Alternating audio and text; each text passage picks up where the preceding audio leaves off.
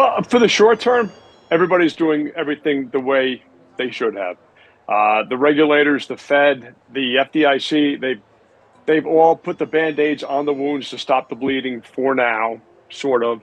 Uh, Treasuries done their part. Uh, I I just don't know how deep these problems really go. Now that you bring up those failures, and how systemic they are, how much they impact other markets like oil. So, I I am of the belief we're probably much closer to a recession than most economists are probably willing to admit right now. Although a lot are starting to admit it, and I really don't know how aggressive you want to be going into this recession. Although you want to play the game, you want to play the environment provided. I still am much heavier cash than I normally am, and much of that cash is in T-bills. So I'm part of the problem, I guess, because it's not in a bank earning 0%. So that's based pretty much my take. I'm still being aggressive where I think I should be, but more on a short-term basis. I'm still heavy in Nvidia and AMD stocks like that, which I normally have a presence in. Thankfully, because those stocks have really saved my portfolio of late. But I don't ever remember being this heavy in cash. I mean, this is if I did the math, I'm probably like 60% cash right now. Sarge, just a quick follow-up there. Are you more confident of a recession given what we've seen in the last week, or has this more or less been your view for quite some time? It's been my view for quite some time. I'm the guy that was calling for a recession probably towards the end of Q1, start of Q2, going back for 6 months in most of my televised appearances. And this seems to play into that timeline, but I had started to believe I was wrong for maybe a month or two. I started to believe that maybe the soft landing or no landing scenarios were quite possible.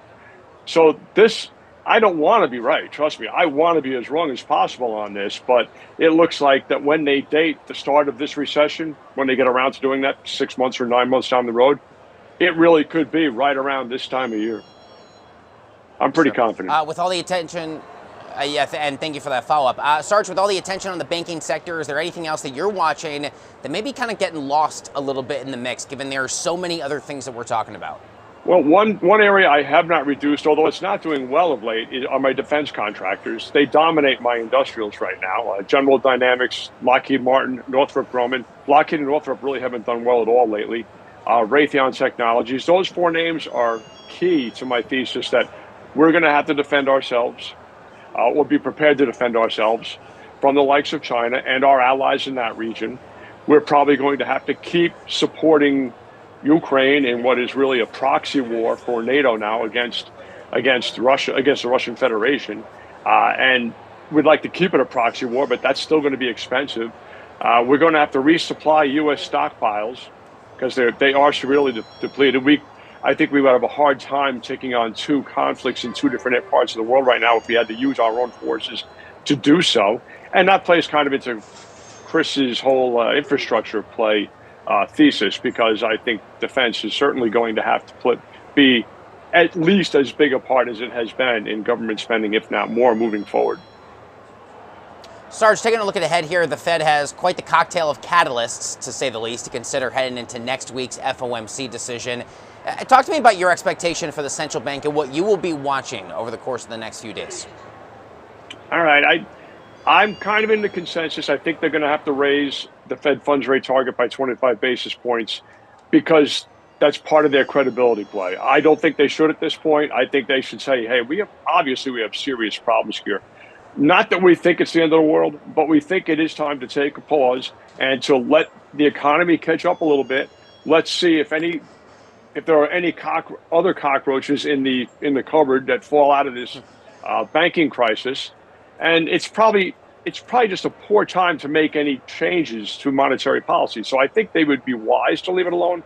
I don't think they will. I think they want to get the top end of the range to 5% and maybe even 5.25%, because inflation is still a problem. But they may have to choose between fighting inflation and staving off some kind of economic catastrophe, which I guess we would choose inflation, but I don't want either. Sarge, we cannot rely simply on luck, even though you are 100% Irish, as I just found out. But we could use your expertise, certainly in this type of environment. Any advice you can help share from your decades of experience for people that don't have that experience, Sarge? Yeah, well, I mean, stay narrow, stay thin, stay within your ability to think straight. I mean, don't get overextended. Don't get by no means do anything on a gut feeling.